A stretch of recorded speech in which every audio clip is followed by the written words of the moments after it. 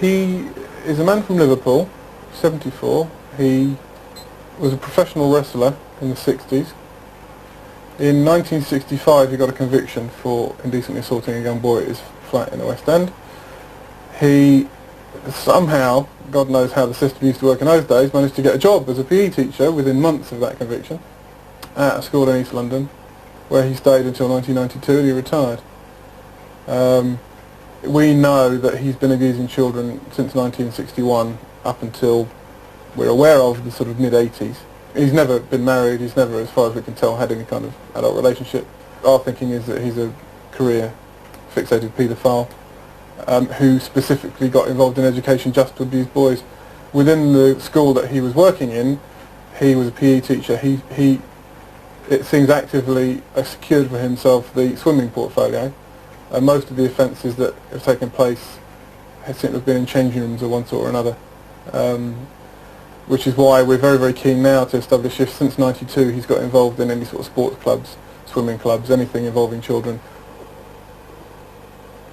Having watched the ex-teacher's front door, the police know that every morning he leaves at exactly 5:37.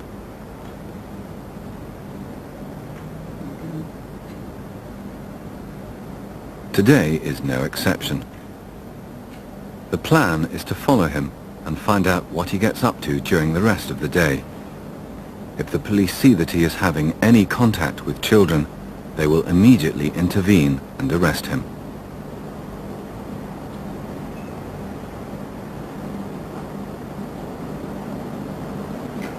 Control from IP, I'll get his left address up.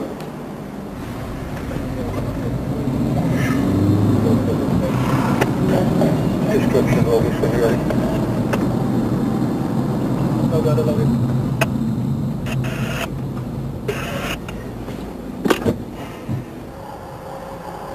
It turns out that his morning activity is working as a car park attendant.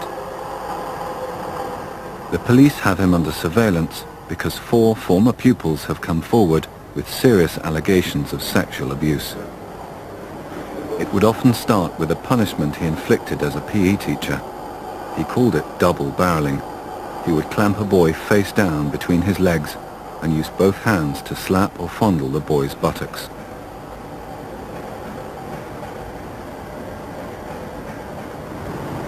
Unfortunately, a lot of it's about justifying yourself.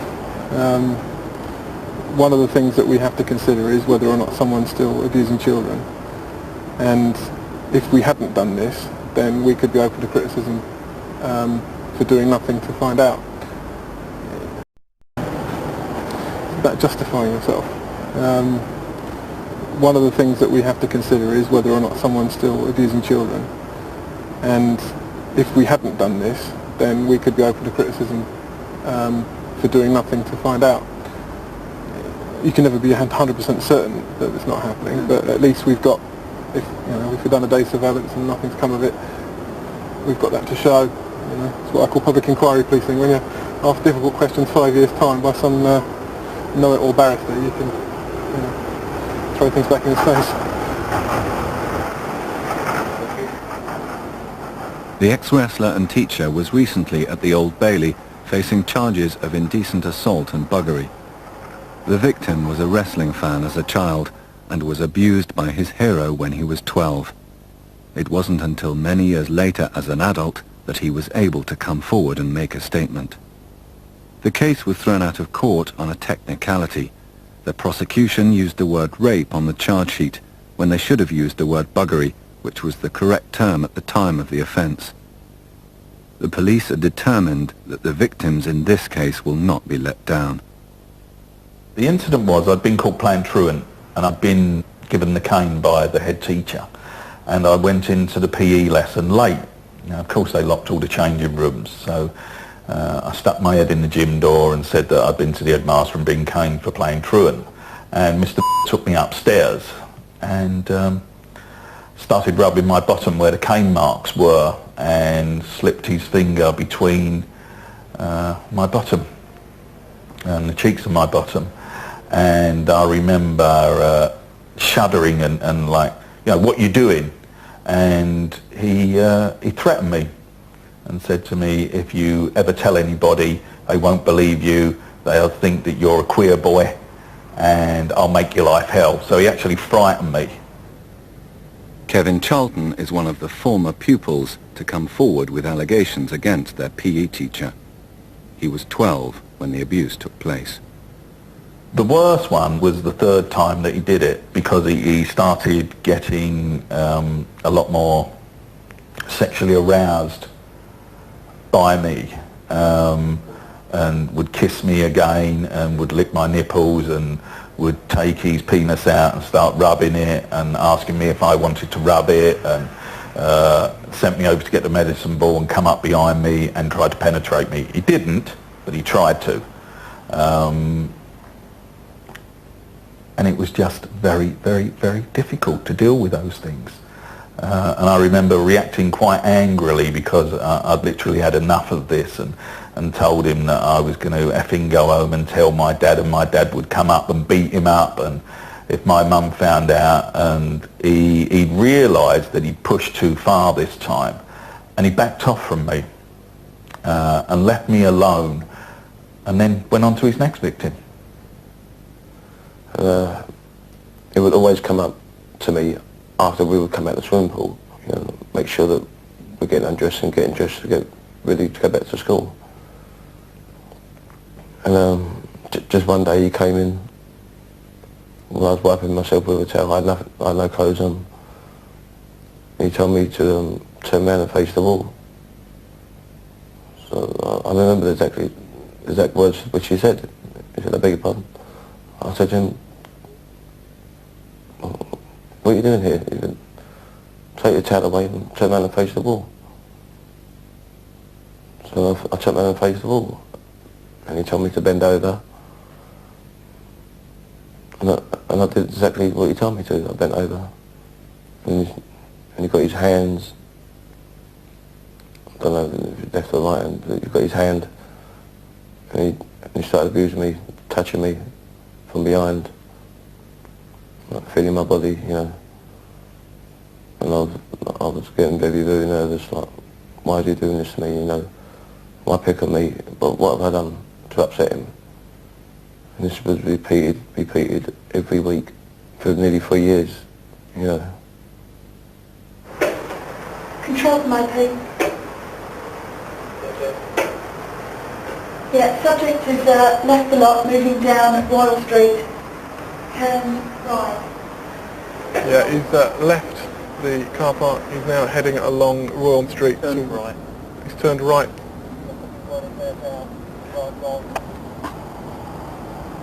Where is he? Oh, that's about right. That's within his normal time frame for going home. If he returns home, we would expect him to stay there for an hour or so, and then go out again, and then we're on. That if he does that, that's the pattern we're looking for. That would be, hopefully, to whatever is his regular afternoon activity, in which case we'll be able to identify whether that involves children, which is the whole purpose of the day. It's looking satisfactory so far, but I'm almost always proved wrong, so I'm sure today will be no different. The suspect's regular afternoon activity appears to be drinking in a pub. There will be no more surveillance on him, but the police will return to search his home for any evidence that may help their case against him.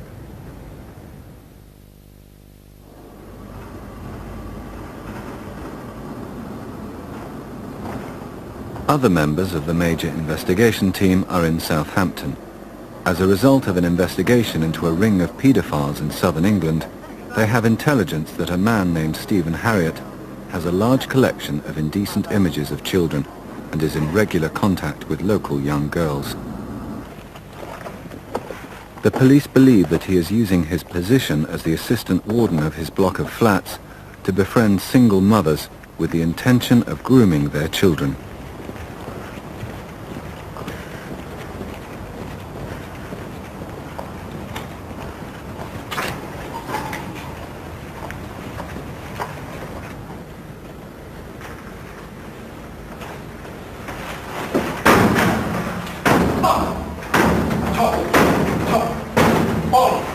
Please stand down! Give me that, give me! Go! Stand back! Stand down where you are! You stay there, you stand still. Put your hands on your head, put your hands on your head. What's your name? Stephen. We're here with a warrant. Do exactly as you're told and everything will be explained to you in a minute, alright? You sit still. He's got his hard drive in the bath full of water and I want to film it in situ. Yeah. Can you just come in and do that for me?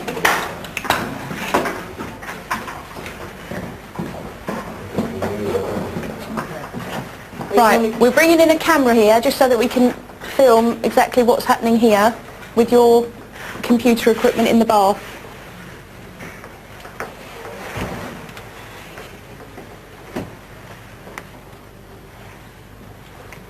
Mr. Harriott, if you stay with these officers, stay with you, you're just going to get dressed. I will explain to you exactly what's happening, and once you are dressed, I will explain fully exactly why we're here and what we're going to do today. Okay? If you stay with these officers and get dressed first. Stand up, face the wall.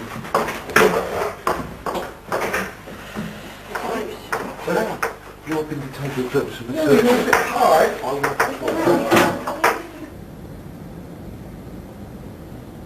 Mr. Harriott, as I explained to you, I'm a police officer from the Metropolitan Police. My name is DC Hilary Lum. I'm in possession here of a search warrant for your premises, which has been issued by the local magistrates court under Section 4 of the Protection of Children Act. The reason for the search is that we have information that you may have paedophilia, pornography, at your address. And what we intend to do is conduct a full search of your flat. Have you got, to your knowledge, any pornography, child pornography here at your flat? None.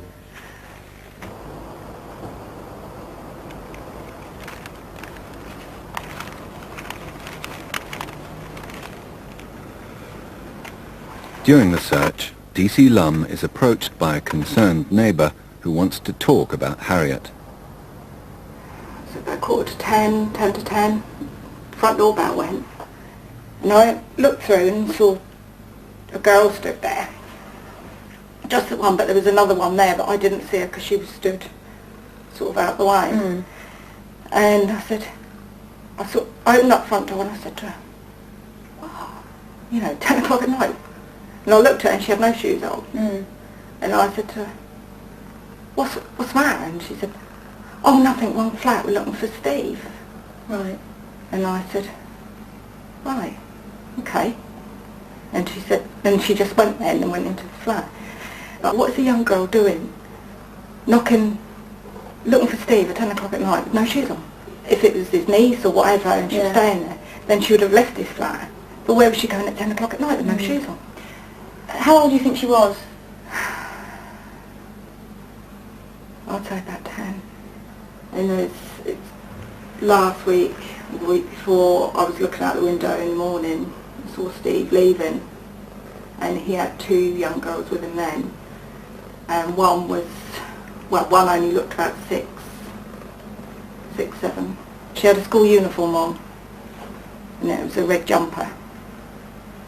The other one was older, like 12, something like that. You just walk with me. The police cannot arrest Harriott because there is no immediate evidence that he is in possession of indecent images of children. They ask him to accompany them while they search another address he is known to stay at. Right, if you can sit in there for a minute. The search team seizes the computer that Harriott put in the bath. It is sent to the computer lab where a forensic analyst succeeds in retrieving the material Harriott was trying to destroy. He shows the disturbing evidence to the officers on the case.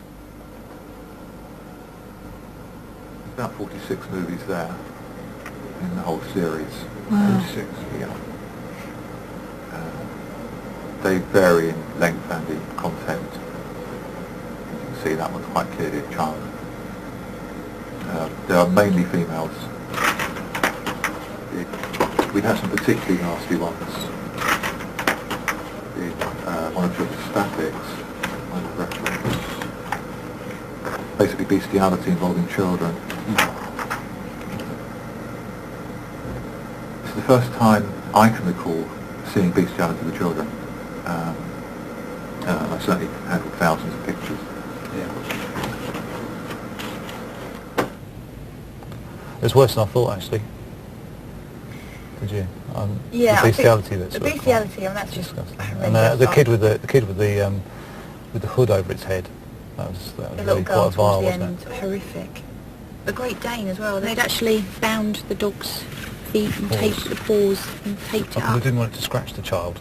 Yeah, they didn't want to scratch the child, but they didn't mind it. Oh, it's just unbelievable, isn't it?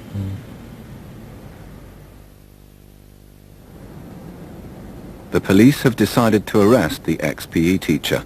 They now have 7 former pupils who have come forward, and the allegations now include indecent assault and buggery.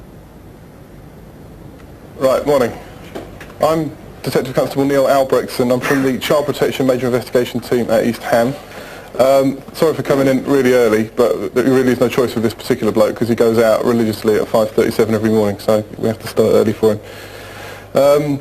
Cut a long story short, we're out today to arrest a lifetime paedophile who's a retired wrestler and retired teacher. We've been investigating for about 6 months now, our team. We've got 7 allegations from various former pupils when he was a teacher, including buggery. What we plan to do, because we know from our own surveillance that he comes out at 5:37 to go to work every morning, rather than doing rapid entry and securing the premises that way, we're just simply going to wait outside for him, and when he comes out we'll arrest him. If he doesn't come out, then we've got an enforcer, which we will use after about 15 minutes. If he doesn't come out at 5:37, then we will put the door in about 5:45. One of the reasons we think he might be having contact with children is that when we've been doing surveillance, he's been wearing very child-oriented clothing, certainly a Pokemon t-shirt, and on this occasion on the camera, what looks to me like some sort of club sweatshirt with like some sort of cartoon animal with writing around it. So we're very interested in basically going through all of his clothing, obviously any child's clothing that we'll take, but also anything which gives us any reason to think that it's related to a child, or that it's just childlike, you know, it's a Disney sweatshirt. We'll take anything like that at all. Despite the fact he's been investigated numerous times, certainly he's been arrested twice in the last 3 years for indecency offences against children. He's never had his address searched. So we want to absolutely find anything that is in there at all. Our view is that he's probably got involved in some sort of organisation club in order to get access to children. So mainly today we are after documents, every conceivable kind of document. We want to know everything there is to know about his lifestyle, so that we can conduct further inquiries and locate any other children he might have abused recently.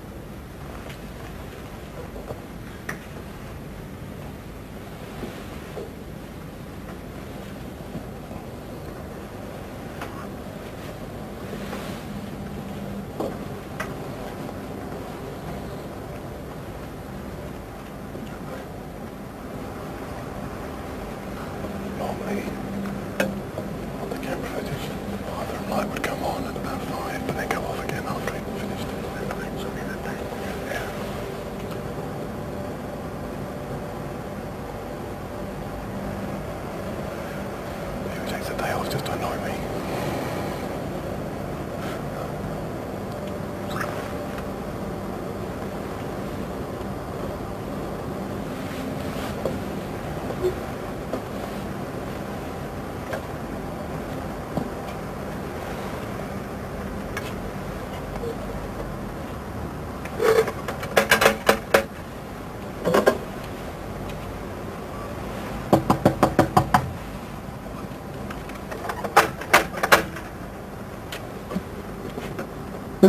Can you open the door, please? It's the police.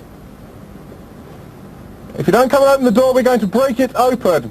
You've got 20 seconds. Best we do it accurately.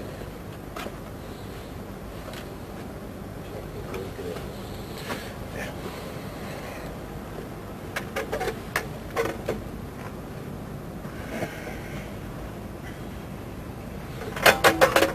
Someone behind the door, go for it.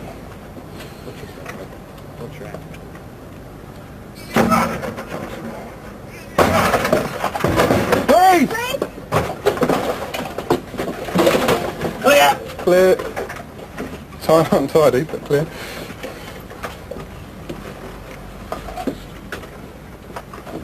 What is he there?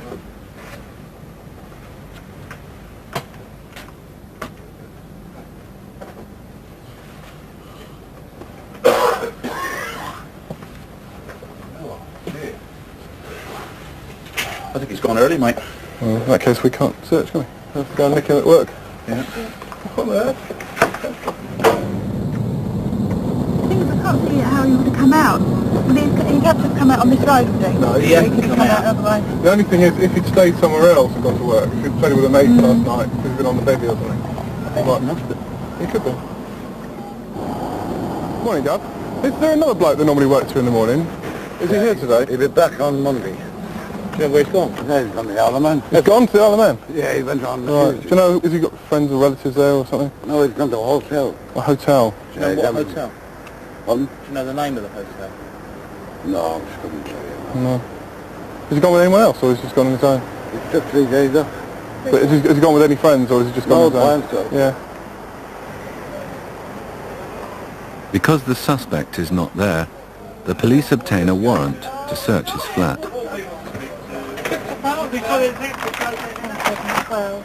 RJB 16, there's 14 videotapes. 14? 12 videotapes. Listen to this. I give my permission for 3 boys to go to school on a school trip to France with Mr. and share a hotel room with him. Dated. No date. In the kitchen, apparently. Allegedly. I've got my respirator in the van, I might get that. Oh my God! No, that's what I said. Can we have this? Can we have this? Yeah. From Of course. cupboard? From the cupboard? Yeah.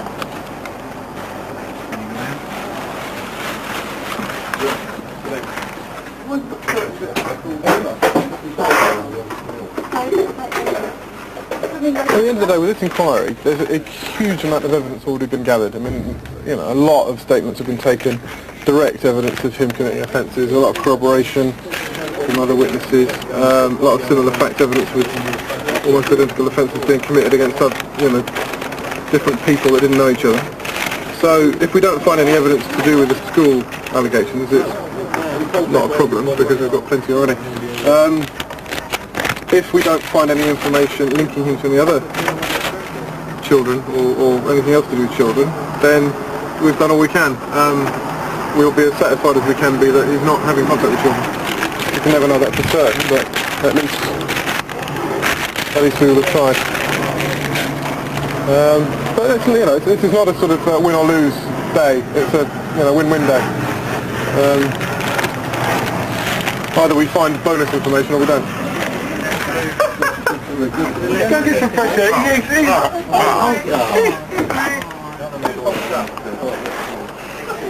What is it? No, I had a little bit of the old bile come up.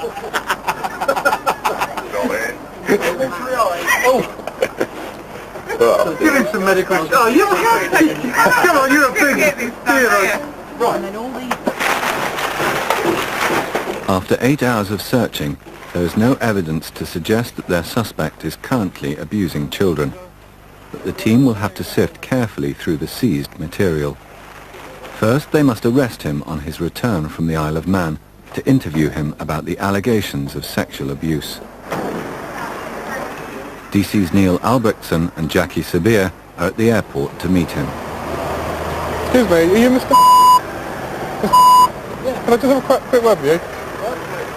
I'm Detective Constable Neil Albrechtsen from the Child Protection Major Investigation Team at East Ham. I have to tell you that you're under arrest for offences of buggery and indecent assault on boys at school. You don't have to say anything. It may harm your defence if you fail to mention when questioned, something which you later rely on in court. Anything you do say may be given in evidence. Okay, you understand all of that? What we're going to do now is take you in a police car to Bethnal Green Police Station, where we're going to interview you about those allegations. Okay? Okay. I'm trusting you to behave yourself, Mr. So I'm not going to handcuff you or anything like that, but I will be sitting in the back with you, okay? We'll just take a seat, mind your head. Under formal interview, he denies that he ever abused any of his pupils at school.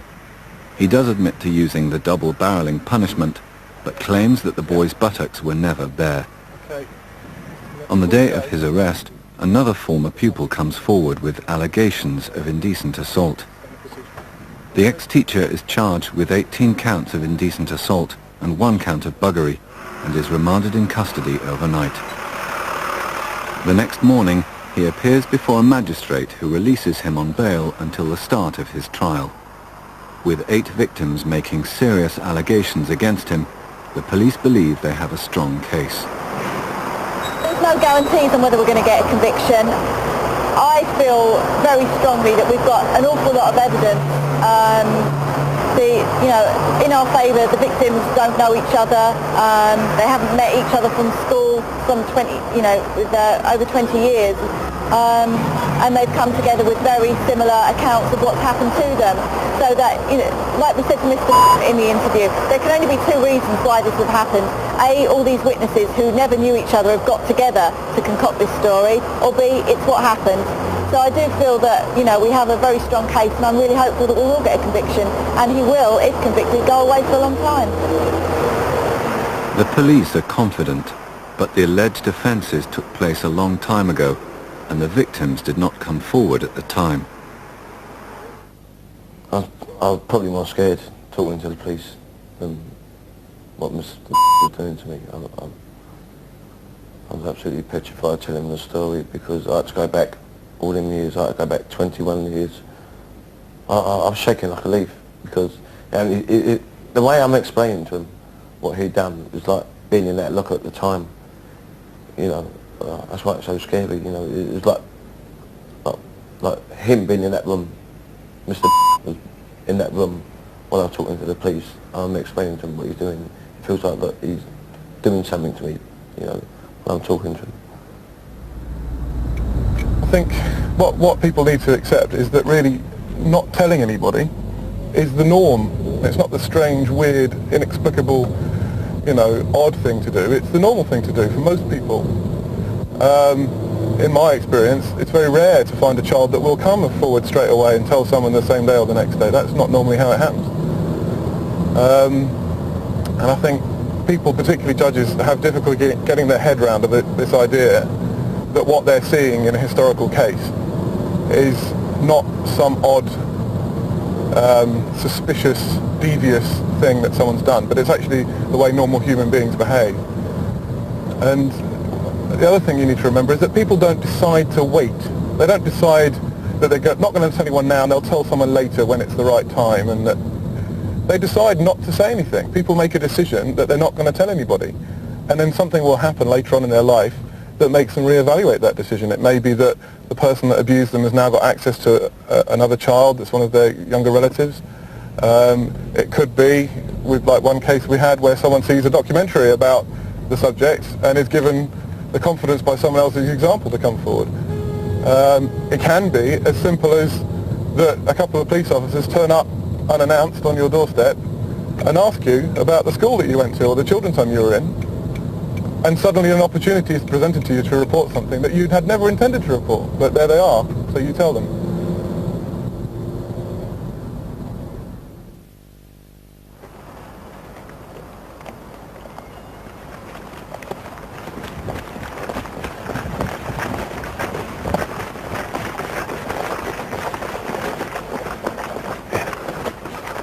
DS Rob Brown and his colleagues have gathered this morning to pay a surprise visit on Peter Saint. This is not the first time that Saint has attracted the attention of the Child Protection Team. In the last 30 years, he has had 14 convictions against him for sexual offences against children. He is currently serving a 3-year sentence for sexually assaulting a young boy, but he is on release from prison under licence from the Home Office. He is in regular contact with other known paedophiles, and now the police have received intelligence that he may be offending again.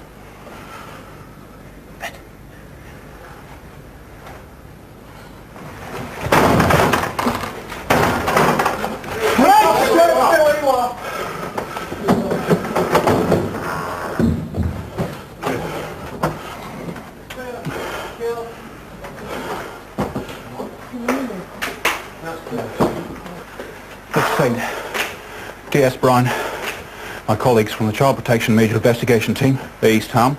I'm in possession of a warrant to enter and search your premises for paedophilic material, which I intend to do. In a moment, when we've all got our breath and sorted ourselves out, I'll show you the warrant and I'll explain what the procedure will be today.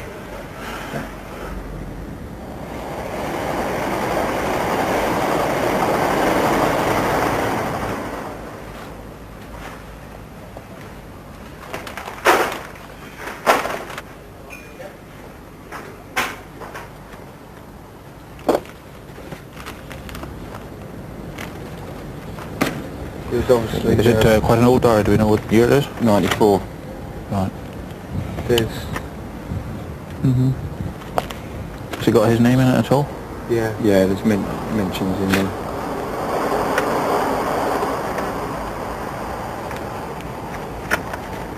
We've come across quite a few photographs of young boys aged about 14, it seems to us.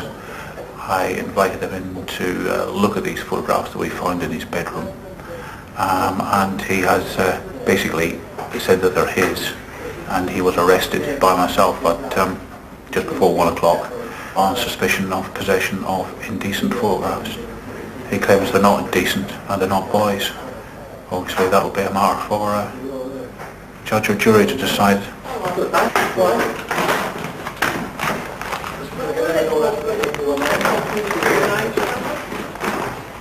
75, and it's 13 video cassettes. I'm going to check the number there. 1, 2, 3, 4, 5, 6, 7, 8, 9, 10, 11, 12.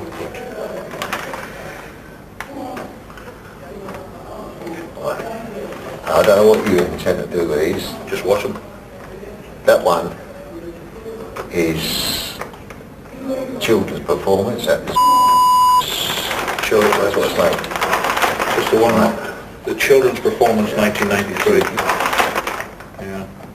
that stay tuned was So if you just take that bit The children's indicating the performance. children's performance. Yeah.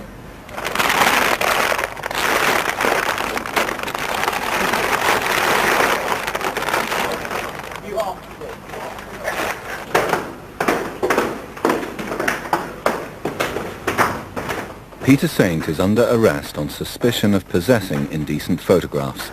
He is taken to a local police station to be interviewed and is later released on bail.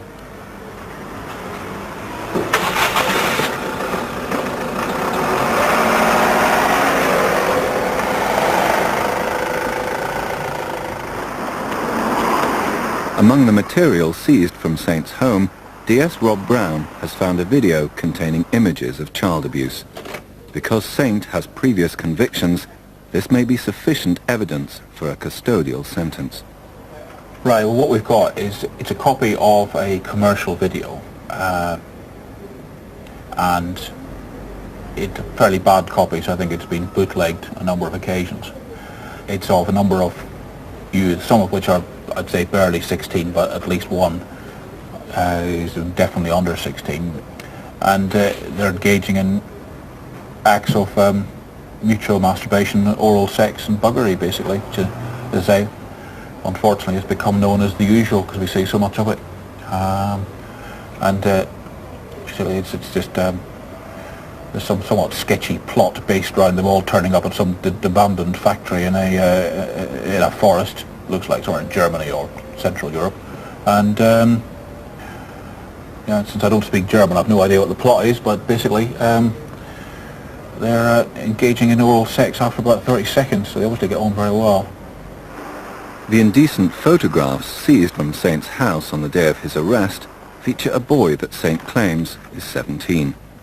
The police suspect that he is under 16 and are keen to find him. DC Neil Albertson has traced a youth with the same name that was written on the pictures. Because the youth has been in trouble with the police, his details are on file at a nearby police station.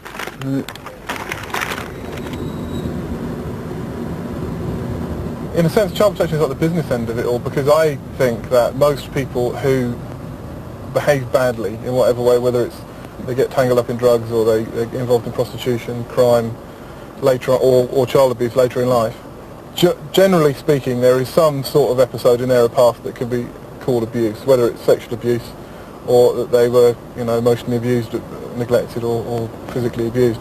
There's always something. I personally, and maybe it's a prejudice, but think that children that have extremely happy, fulfilling, unabusive upbringings far, far less likely to find themselves in any kind of trouble, and less likely to be involved in crime or to turn out to be paedophiles or anything like that.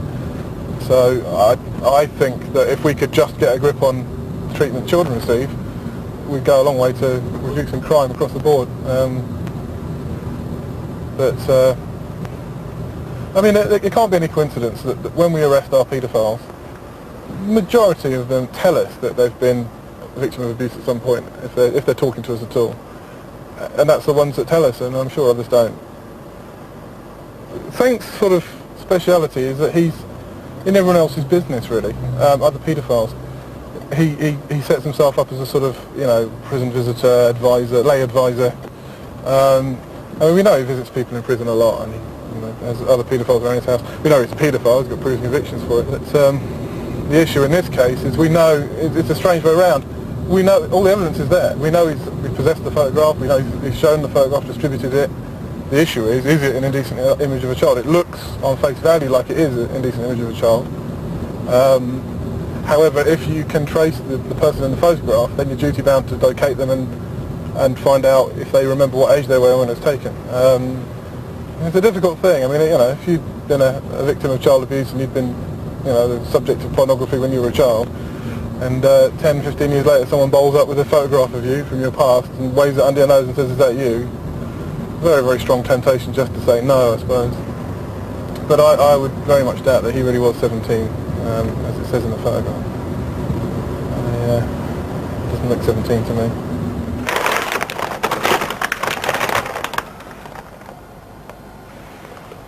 The eye colour, no, I don't know. See, it looks like him, except that the eyes are a different colour.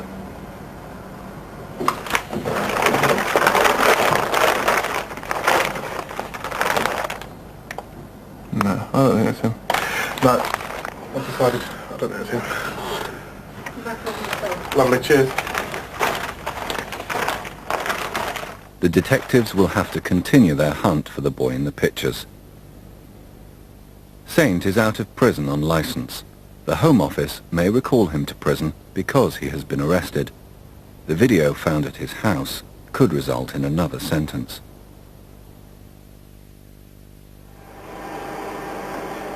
The Child Protection Major Investigation Team for West London has rushed to Earl's Court. They have reliable intelligence that a convicted paedophile with a history of attempted abduction of young boys is working at the boat show and is planning to strike there.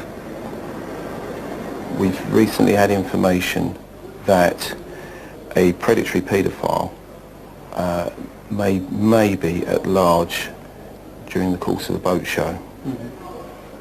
We believe that he has a knowledge of Earl's Court, and we believe that his method will be to lie in wait in one of the cubicles of a male toilet.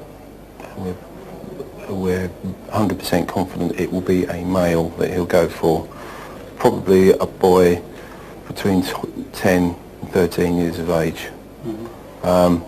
He will lie in wait in the toilet, wait until an unaccompanied boy comes into the toilet, and then he'll try and seriously, decently assault him. The suspect has a list of convictions dating back to 1981. In 1995, he was caught hiding in the toilets of a school in Brighton. In his rucksack, he was found to have a 9-inch carving knife, a sheet, a boy's school tie and shirt, 6 sash cords, and a can of cider. When the police searched his home, they found maps of Brighton, Slough, Maidstone and Windsor. He had marked each map with the location of schools, the name of the headmaster, and the location of local parks. In 1999, during the model exhibition at Olympia, he attacked and sexually assaulted a 13-year-old boy in the toilets. He was sentenced to 4.5 years for indecent assault and false imprisonment. It's now 7 months after his release from prison, and he has a cleaning job for a company exhibiting at the boat show. His pass gives him access to all areas in Earl's Court. The police have a policy not to reveal the identity of convicted paedophiles unless there are exceptional circumstances. For now, all DS Roland Phillips can do is give a description of the suspect to the security staff. How many toilets are there up here? There are quite a few, or? 5. Yeah? 5. Look at the first one. Right. Okay, let's just have a quick look. Yeah? Yeah, same. Yeah, you're in charge of getting somebody up. Okay. Yeah, we will do in a few minutes, pal. Oh, Christ, that's tucked away, yeah. And how many of these have we got? Have we got? Loads. Throughout the building. 30. Sorry, bit of the more? This is up to level 4 to the office level and back to hardly ever used. So you won't get really public in here. It's a nightmare. I mean, there's a huge basement area with all kinds of little hidey holes. My risk assessment on this is this guy's got all kinds of access which would allow him, you know, set up a lair or entice a child somewhere, and it's just too risky. If you put 100 officers in here, you couldn't do it. Having had a quick scout around the place with the security staff, and I think the sooner that we can actually tell them who he is, give them a photograph and get him excluded, the better. Day one of the boat show is drawing to an end. There have been no sightings of the suspect. If he is there, he is successfully evading the police. The next day, a senior officer at Scotland Yard decides that the suspect is too dangerous to be allowed to roam free around Earl's Court. He gives permission for the team to show a photograph to security staff. I've got your photographs. Yes. You know what Roland said he can't actually write the name on or anything like that. Yeah. You've got a physical description, haven't you? Yeah.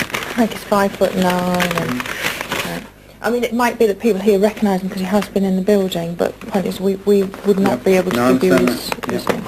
Okay. So that's him there. I think there's 2 other photocopies of that, which you can put up or whatever. I can also show them to the security staff. Yes. Okay. Yeah, that's been agreed. That's fine. One of the security staff immediately recognises the suspect from the photograph. She confirms that she saw him the previous day. I can describe him. He's got dark hair, his ears stick out like that, and his lips look like they're blown up, especially the top one. And he had olive green gabardine. It's gabardine, not nylon, was it? Down to there. Right. And he had a rucksack, but I don't know what colour that was, because I didn't take that much notice. I am very nosy though, very observant. That's all right, there's nothing wrong with that. Have you seen a picture of, you've been shown a picture today, and do you think that was the same? That was him. Yeah. I clocked it straight away. So how many times do you think you've seen him then? I just seen him the once go through. He went through from my entrance. Right, so this fella, you just didn't like the look of him? I just didn't like the look of him. I thought he looked creepy, let's put it like that. Right. And his eyes. He was very scary. There's something in one of the television programs he reminds me of, and I can't work it out. Whether it's Emmerdale or the He looks like one of the guys in there. Unfortunately, he'd lose me on that one. Would I? Right, look, I've got this picture again. Just have a quick look. Yeah. You're happy with that? Yeah, because the one I've seen down there had a green shirt on. Right. And a jumper. Right. There are no further sightings of the suspect at the show, and to the relief of the officers, there are no reports of indecent assault. But the police decide that to stop watching him now would be putting children at risk. Okay, we need to put a bit of speed on. Yeah. They keep him under surveillance and discover an alarming pattern. The suspect is regularly visiting Acton shopping centre, which is some distance from his home. He locks himself in a cubicle in the public toilets for hours at a time. He always has his rucksack with him. That's a kid. Yeah, his dad. Oh, is that Dad? I don't think so. How old is he? 7, 8? 8, yeah. He might be with him. Looks like he is, doesn't it? Yeah. 8-year-old, approximate 8-year-old child into the toilets, accompanied by another male, adult male.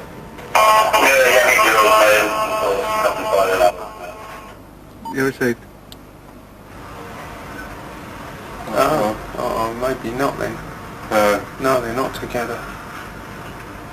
So he's been in there 2 minutes. And as far as we know, there's no... Yeah, from the OP, male who appeared to be with the child is out of the toilets, leaving the child in the toilets. How long has he been in there for? 2 minutes. And as far as we know, there's no one else in there, is there? No. This man, from what I read, from what I'm told, all the intelligence suggests he's a man who quite possibly will proactively offend. Those sort of people need to be managed in some way. Now, I personally don't subscribe to the view that we want to put posters through everybody's door telling them where this man is living. But I think I would like to see some sort of unit set up. Hostels, call them what you will. Clinics where these people can be located, monitored. Now there are immense sort of political difficulties in that nobody actually wants any of these hostels next door to them. 28, yeah? Yeah. Control from OP. Relay, control from OP. 8-year-old has been in the toilets for 5 minutes. Can we put a footy in just to check everything's alright, please? Receive 10, can you commit in? Is that on there? Yeah.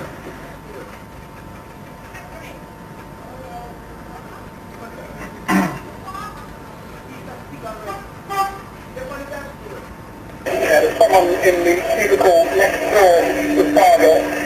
Both doors closed. No noise. Both doors closed. Yeah, it's all received by the OP, thank you. I wonder if he's poked a hole through or something and... Yeah, no, that's a check on that. Here he is. Child out of toilets, looking around, but otherwise seems okay. If your sexuality is such that you're attracted to children, and that is what you desire and you want, I'm not quite sure how people are cured of their sexuality, and they've got to be managed. You know, the people who are offending need to be locked up. This man is a worry. It's a worry he's out there.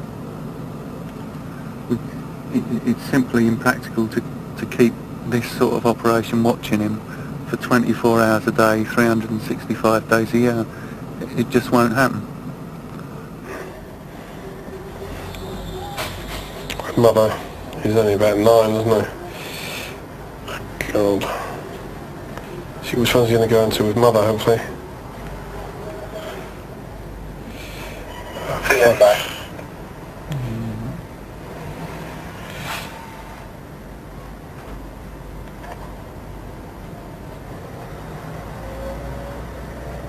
Right, that's Mother, That's isn't it? his mum.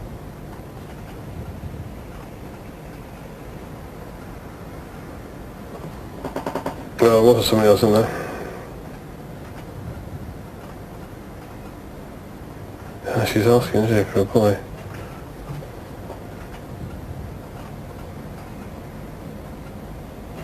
There he is. On this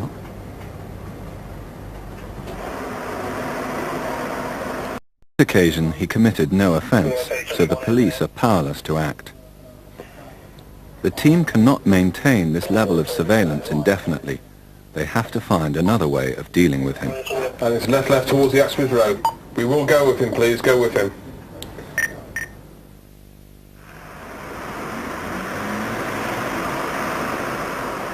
At East Ham Police Station, officers are logging the indecent images of children retrieved from the hard drive that Stephen Harriott tried to destroy by putting in his bath. DC Hilary Lum and DS Alan Hasler have found that many of the 2,500 downloaded images of child abuse are the worst they've ever seen. Female child, can't tell exactly, but under 12. Ejaculation into mouth by adult male.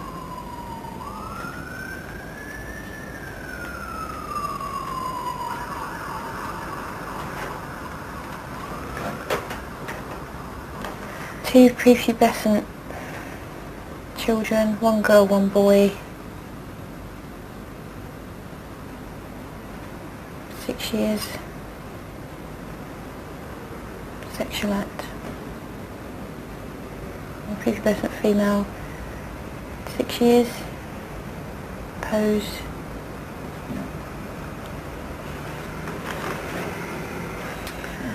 $30. That was just as a tiny one. There's only about 2. Well, so it's With adult male penis.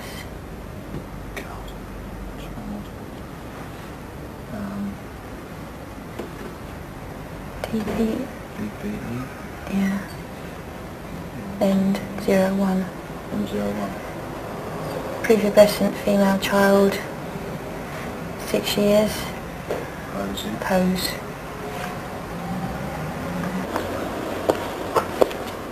Now there is the evidence against him, Harriott is arrested. In the 3 months since his flat was searched, he has bought a new laptop. This is taken by the officers to be checked for evidence of further offences.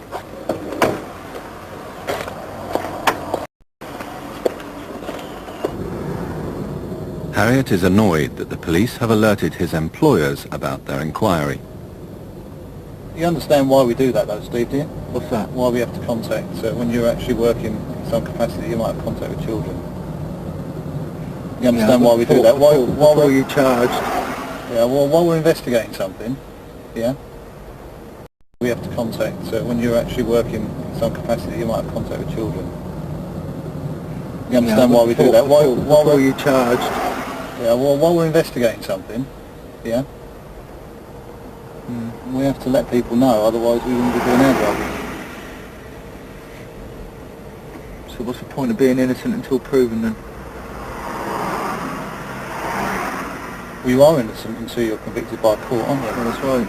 But yeah, there's still certain we're talking about areas criminal law though, there, Steve, aren't we? where we have a duty to inform people if you're working with children and we have suspicion or belief, not just a report.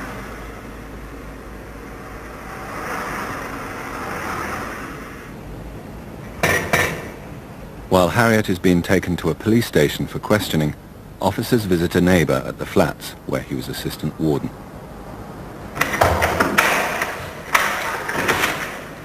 Hello. I'm the Detective Sergeant in Mackay for the Major Investigation.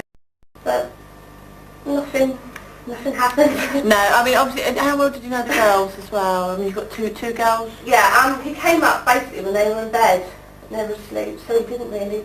Have they ever been down to his flat or anything? Oh, no. Right, okay. And the reason... They used to see him like in the mornings, obviously he was the warden. So was it weeks, months you knew him? It must have been a couple of months, I suppose, yeah. As I say, he came up and then he came for a drink. I texted him one day. I saw him downstairs. He was having a rough time with money problems or something, he said. And he phoned me. I texted him and said, we're over the if you want to come over, and he did. And he walked us home. And that was about it, really. I can't think of any other times. I mean, he did come up. I can't think of anything. No, not sorry. I mean, you might think of it was generally, if he came up, it was to do with the assistant warden job. It wasn't anything, can't think of anything to say. I was never left alone with the girls. Well, we've come back today and we've arrested Stephen this morning because we've examined his computer and there were images of child pornography on there of a serious nature. People who do this to children don't come across as we expect, and then maybe gain access to the children. Analysis of his laptop reveals that he has downloaded a further 200 images of children, 60 of which will be included in the charges against him.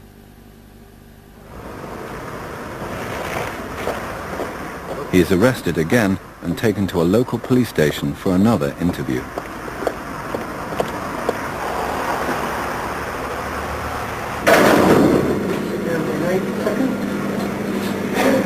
For God's sake, this is bloody ridiculous now. This is a police station now, can you tell her?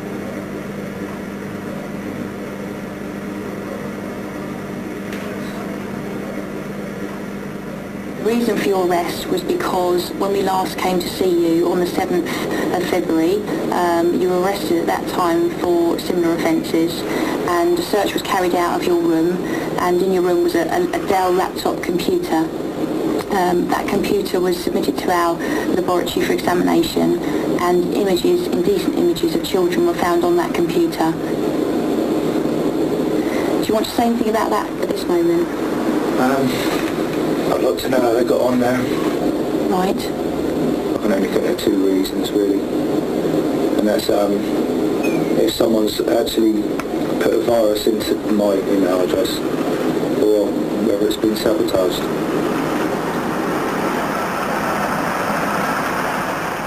The amount of images that he had on there obviously show that his mind is just so set on looking at this stuff repeatedly. And obviously that shows again in the fact that having seized that first computer and found the images on there, that in the meantime he hasn't even been able to wait and stop his obsession for looking at it, and has had to go out and buy himself another computer and obviously set himself up again and viewed more and more of these images. So it just shows the obsessiveness, I suppose, of the character of someone like this. They're obsessed with looking at children. Every one of those pictures that we've seen, those thousands and thousands of images, is a child being abused. Every one of those pictures is a scene of crime, and people like Mr. Harriott are obviously exploiting those children and furthering the industry.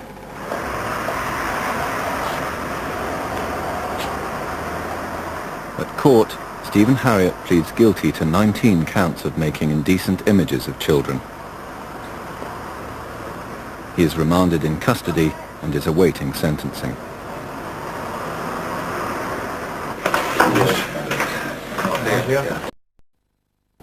He lived with Saint between the ages of 15 and 17, but the police are not able to prove how old he was when the photographs were taken.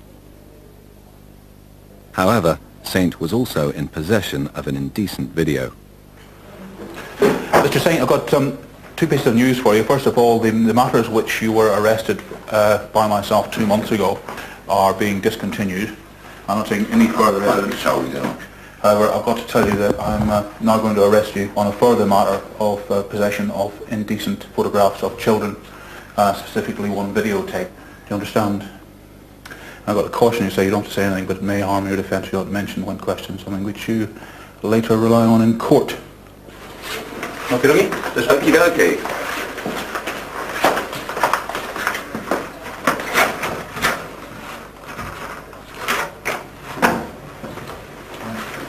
From your house, or you're saying the tape's not from your house, but you've never seen it before? The tape has definitely come from my house. Them scenes have never come from my house.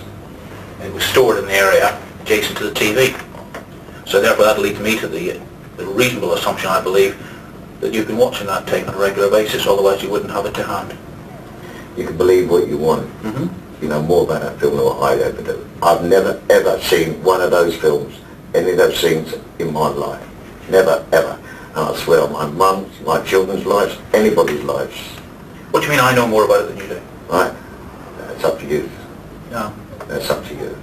If you've got a point to make... I'm saying I've never ever seen that film in my life. No, I understand that bit. But it's in your house. No. The video cassette was in my house. What's on the videotape? was in your house when it was seized. That's your words, it's not my words. Are you accusing me of doing it, Dr. Devlin? I'm not accusing anybody of doing anything. Well, we viewed the tapes. We find what we find. We're putting it to you. Right, well then charge me, please. When I see things like that, and I know what's going on, it's a fit up. Because I've never ever seen those scenes. Never ever. What do you mean by a fit up? This will be my investigation. I've been in charge of it, so you've got something to say, say to me. I'm an old boy. I've been here before and I've seen it before. I know what is going on. Well, if you want to charge me with 6 to 8 minutes of film, then please go ahead and charge me. Can we finish the interview? We'll finish it when you can stop talking if you want. I'll stop talking whenever I want. That's the way it works, okay? Mr. Saint, there's one charge. That's on or before 24th September 2002.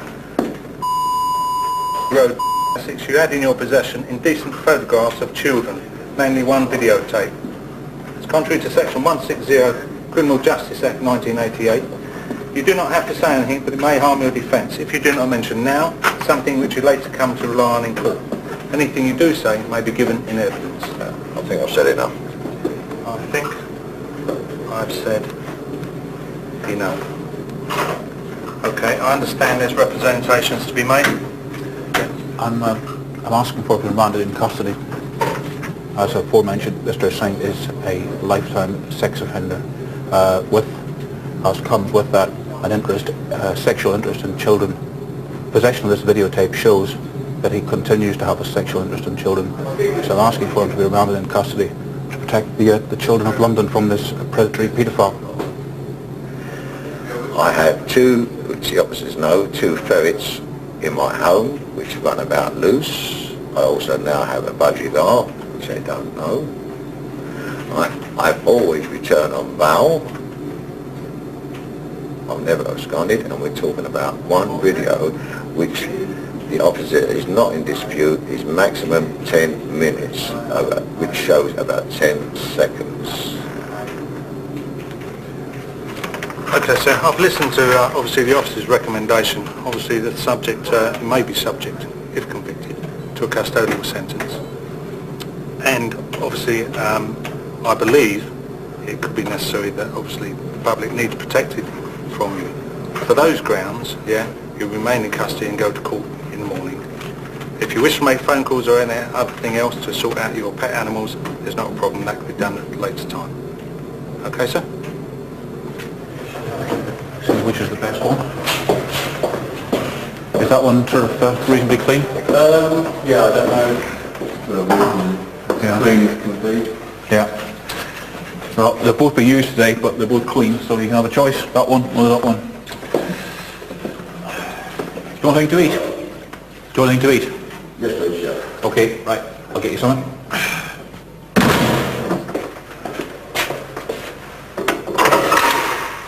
There's only lasagna. Will you have that? I don't know. Just a cup of tea, please. Just a cup of tea. All right. Okay.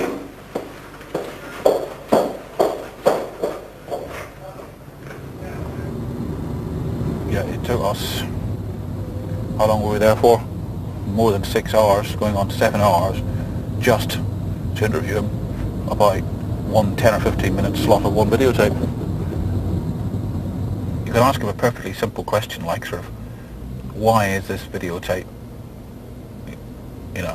on the shelf by the side of your television, given that you said you've never seen it before? And he'll go, well, I didn't say I didn't see it before. And you go, yes, you did. You just said that 5 minutes ago. And then we'll have a long, complicated argument about that. And then he'll maintain that he doesn't understand which videotape you're talking about. It's all good stuff. I mean, he's obviously had an awful lot of experience in police interviews, and he does his best to tie you in knots. He's absolutely convinced that the entire world is out to get him. He's absolutely convinced that there's a vast police conspiracy that will stand at absolutely nothing to convict him. He doesn't appear to realise just how truly unimportant he is. I started, as I always do, determined to give him an absolutely fair crack of the whip, as I try and do absolutely everybody. But he just winds you up, and really what you have to do is just remember that this is a job, and just relax. I'm going home at the end of the day and he's not.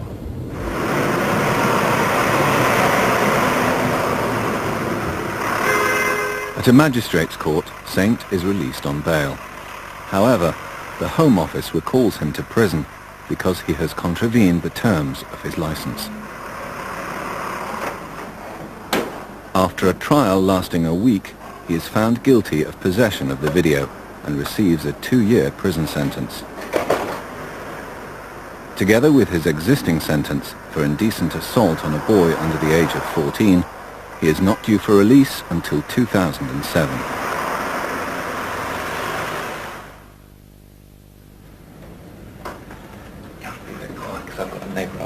Oh well, I'll speak very quietly.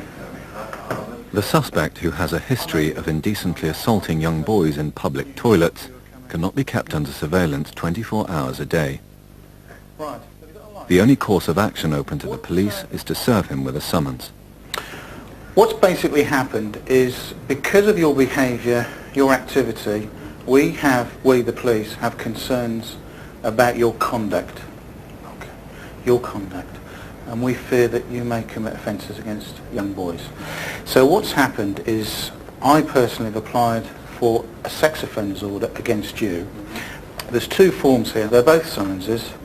Essentially, you need to be at Richmond Magistrates Court, 20th of March, 9:45, where I will say things to the court.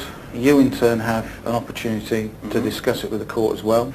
What the order will say, in essence, is that for the next 5 years we're going to restrict your access to young persons, young males under the age of 16. Okay? So these 2 summonses, I've served them on you now. Okay, so please be at court, Richmond Magistrates Court, the 20th of March, 9:45. Okay. Thanks for your help. Okay. He's a nice fellow, Mr. Must get a pint in with him sometime. He's spoken to colleagues who've told me that he can't control his behaviour. It's so frightening, isn't it, that these time bombs are walking about. But he's not in isolation, there's a few, isn't there? He's been seen by 2 psychiatrists and neither of them came up with a solution for him. So what chance has he got? Mind you, at least he knows what he's like. I mean, there are some who wouldn't accept what they are. Fuck right off. At court, a magistrate decides that the public should be protected and issues a sex offender order. This prohibits the suspect from a range of activities, including seeking or being in the company of a young person under the age of 16, drinking alcohol in public toilets, and carrying with him masking tape, rope, or a knife. If he violates the order, he faces up to 5 years imprisonment. At the Old Bailey, there is a preliminary hearing for the case against the ex-PE teacher who faces allegations of sexual abuse from former pupils. The counsel for the prosecution reduces the number of counts from 19 involving 8 victims to 11 involving 4 victims. Some of the counts relate to double-barrelling.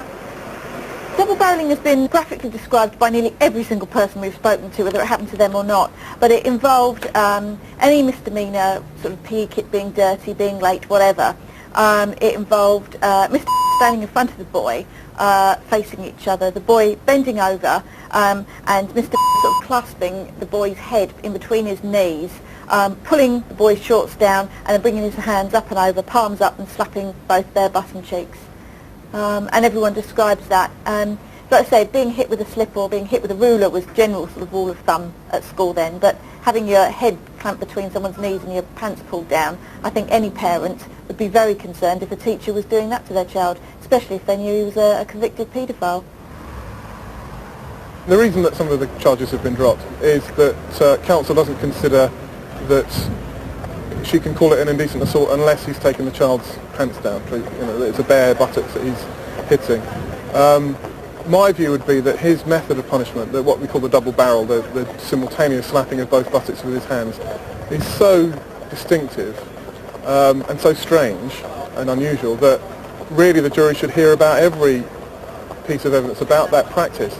Because what we will be inviting them to do is to say, that's not normal. This is not the normal behaviour of a teacher. Even in the 60s, that's not what teachers did. And what we'll be fighting is, the tendency to say, oh well, things were different then. It was the 60s, the 70s. It's a different world. We can't judge it by today's standards. So I think we need as much information as possible to show that this was a man with almost rituals. The reason he did that in that way, head between the knees, hands on, both hands at the same time, was because he enjoyed it. It wasn't because he was trying to correct the behaviour of difficult boys. It was because he enjoyed it. Not being able to use double barrelling doesn't allow us to put any of the other more serious offences within the context that this man is a career paedophile. His grooming of children, his fear that he instilled in the children, and his ability to subsequently abuse them, it all essentially starts with the double barrel and the discipline within the PE lessons. All the videos seized from the suspect's flat have been viewed, and all the documents have been checked. Nothing illegal was found, so he is entitled to reclaim his personal property. We'll just go through into this room, all right?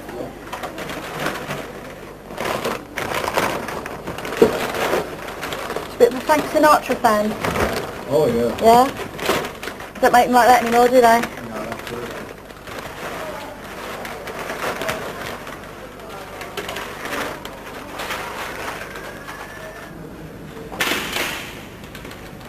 A trial date has been set at the Inner London Crown Court, and the police take photographs of the school where the alleged abuse took place.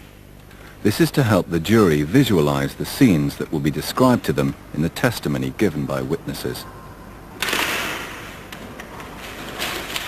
There still remain 4 victims who are willing to testify in court, and DC Albertson is confident that there is a very good chance of conviction.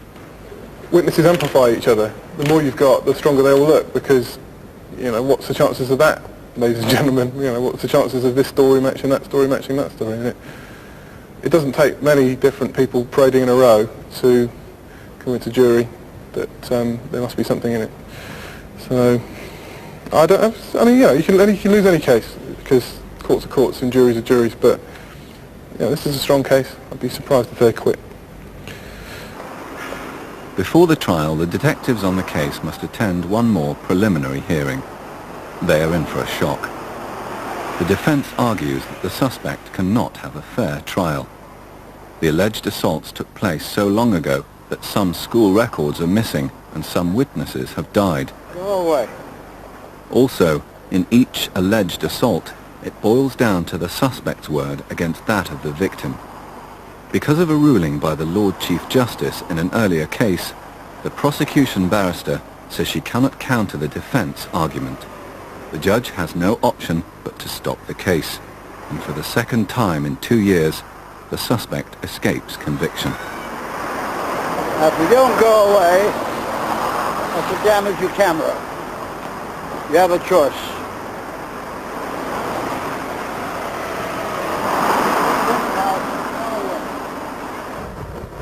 Basically, we've been ambushed, really.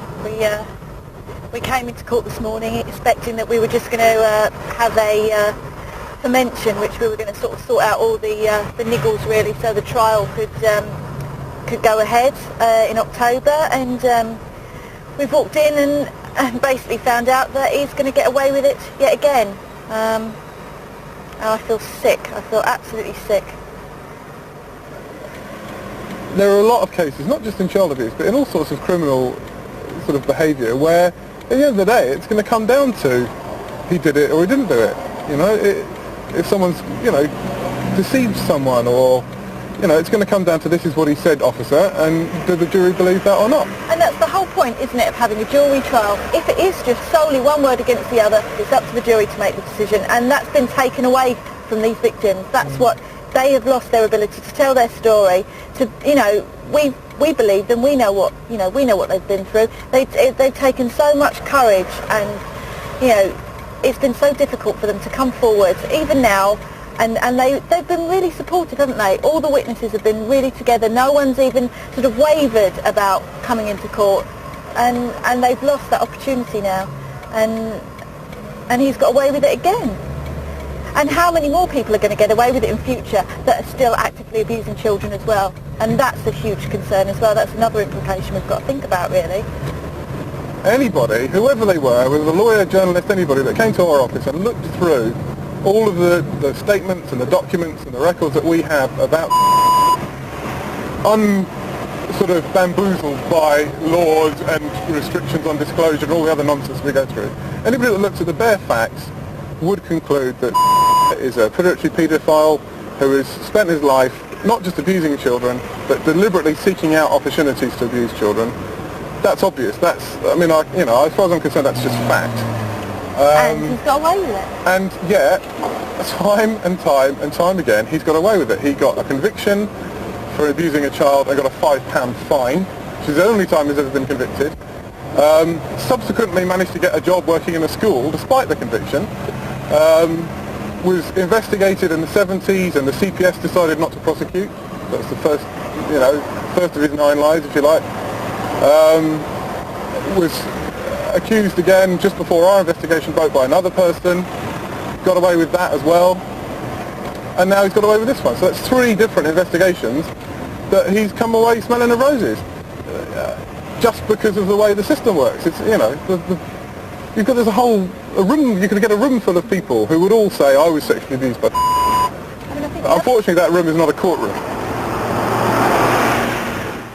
The toughest part of the ruling for DC's Albrechtsen and Sabir is having to break the news to the victims. Hello, Kevin. Folks. What's actually happened? In February this year, Lord Chief Justice Wolfe, he was trying a case, or he's the appeal court judge, he was ruling on an appeal. And it's a completely different historic abuse case, but they're sort of using this now as a template for all of them. Yeah. That case, I don't know how much Jack told you, but it was a one-on-one. It was a woman accusing her stepfather of sort of about 30 years ago. Yeah. So again, very, very different from what we've got. But what the rulings are now, if all a defendant can say is that I didn't do it, then he can't get a fair trial. And that's it in a nutshell, Kevin. I mean, does that sort of... That's basically I can't believe it. I mean, I cannot believe that, that kind of thing. I just can't believe it. I know. It's beyond any kind of comprehension. I just cannot believe that he's going to walk after doing this to so... I mean, it was common knowledge at the school. He was known as Queer Boy because of all his antics that he used to do. He used to come in the showers with us. Used to have pants inspection. What teacher has a pants inspection? And then if you had skid marks in your pants, you had to do 20 press-ups. And where other teachers would take football or rugby, he always liked to have contact sports. And the writing was on the wall, not just with the boys, but the teachers must have known. They must have known that this man was doing this, and they all turned a blind eye to it. And, I can remember when I went home, and the first time I told my late mother that this had happened, that she... Of course, it doesn't happen at school. Teachers don't do that. And got a clip round the ear for saying such a thing. But it does happen, and it did happen, and this man's walked. And what message does that send out? That's the trouble. That's it. I mean, they've just got an open book to do whatever they want now. He can go back out now and do exactly, and he will, because he's sick. If you'd known this now, would you have come forward in the beginning? That it would... No, because it brought out a lot of things within me again that I'd locked away and pigeonholed away, and now, like, they've all been brought to the forefront again. And I must say, when I was being interviewed by one of your colleagues, and it got pretty intense, and, I'm not a soft man by any stretch of the imagination. I come out there and I cried because I thought this dirty person just violated everything that I was about, and not only me and all the other kids. I mean, he used to like rub himself behind us. He'd like, he'd bite your bottom and just all things. He'd put his hands through your legs and grab your testicles and what's this all about? And then you don't understand it. He's in that position of trust. Sticking his tongue in your ear. And I remember once when he kissed me that he always used to smoke non-tip cigarettes. And this particular day when I was being interviewed by your colleague, I can remember that taste come back in my mouth. And I can never, ever, ever forget that. Because I've never smoked. And I could never, ever forget that this man used to stick his tongue down my throat. And it was just like the most disgusting thing, and making me go and pick the medicine ball up out the shower, you know, where he'd rub his penis behind you and you know, and he'd pull me out in front of the class because my mum was house proud, and he'd go, this is how your kit should look, and he'd be touching you and you know, because your mum had ironed your creases in your shorts. It's a classic. You couldn't get a much more stereotyped paedophile, could you? And these judges are sitting in these ivory towers, just letting them get away with it, where they're hiding behind this particular law or whatever it is. They are letting paedophiles off. Something that you'll often hear from judges, certain judges, is this expression that allegations of sexual abuse are easy to make and almost impossible to disprove. And if you actually think about the first part of that statement, that these allegations are easy to make, it's just ridiculous. I mean, if your car is stolen, that's an easy allegation to make. You could walk into a police station and you say, my car's been stolen. Making an allegation of sexual abuse is a long procedure with detailed interviewing and intimate details about the things that have happened to you. And is not at all easy. It's one of the most difficult things anyone could ever do. So why that should be singled out as being the allegation that's easy to make, I don't know. To sit down with a police officer for hours and hours describing a blow-by-blow account of everything that's happened to you when you've not felt able to say anything about that, you know, for years, decades in some cases, is not easy. And I think that's almost insulting, that statement that people make.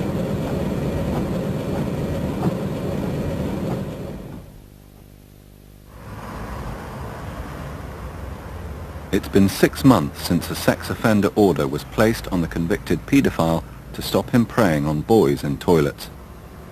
The Child Protection Major Investigation Team decides to continue with their surveillance. It's out of HA and south, jeans, dark coloured blue purple fleece, and a large blue and black rucksack. And it's a loss of eye to the OP. Yeah, it's out south. Is that left or right? Yeah, out the address, and it's a left, down towards the football ground, over. 3067 is a possible contact in Liddles. The subject inside Liddles. I think it's Liddles is just up Holton Road. We've got 70 walking through to confirm. In a dark pink multicoloured rucksack, just examine that location. He started doing a circuit, short circuit around small roads, turning left, right, and then doubling back on himself. 62, into the store, 66 o'clock around into the... So if you think about what you were saying this morning, it's almost an anti-surveillance walk, isn't it? Because from where he lives would have been to go straight down past the post office there, to go out there. No. One thing's possible, obviously he's come here for public toilets. I mean, I'm not familiar with this area, but I don't know if there are public toilets here at all, but it's possible why he's come here. No, further correction, walking is down right, on a good look back at each junction. Something to call us off. It's down at a right into Shorrock. From 68, there's waves, it's waved. I'd like to call this, please. Yeah, I think it's Yeah. He's waved. Sure, so in that case, stand down, please. He's waved and he's tumbled it, hasn't he? Right, he spotted them somewhere, didn't he? The suspect has told people he believes he is being followed all the time, and he is constantly looking over his shoulder. The police are concerned that he remains a threat to children and may strike at any time. And there are others like him who they cannot put under permanent surveillance.